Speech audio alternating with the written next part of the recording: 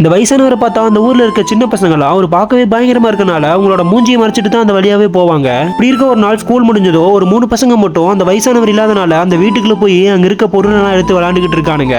அந்த வயசானவர் வரவும் அவனுக்கு 2 பேரும் அங்கிருந்து ஓடிடுறானுங்க. ஒரே ஒரு பையன் மட்டும் அந்த வயசானவர் கிட்ட மாட்டிக்கிறான். அடுத்த நாள் அந்த சின்ன பையனுக்கு உடம்பு சரியில்லாம போக அந்த பையனோட அப்பா பஞ்சாயத்தை கூட்டி இவர்தான் என் பையனுக்கு சூனியை வச்சுட்டாருன்னு சொல்றான். அந்த ஊரோட பிரசிடென்ட்மே அந்த சின்ன பையன் மேல இருக்க சூனியத்தை எடுத்துருன்னு சொல்லி அந்த வயசானவர் அங்கிருந்து போக சொல்லிடுறாரு. ஆனா அந்த பையனோட அப்பா சும்மா இருக்காம அந்த அன்னைக்கு நைட்டே அந்த பெரியவரோட வீட்டுக்கு தீ வச்சு விட்டுறாரு. அடுத்த நாள் காலையில விடிஞ்சதும் போலீஸ் ஆபீசர் வந்து அந்த ஊரோட பிரசிடென்ட்டை விசாரிச்சுட்டு அங்கிருந்து போயிடுறாங்க.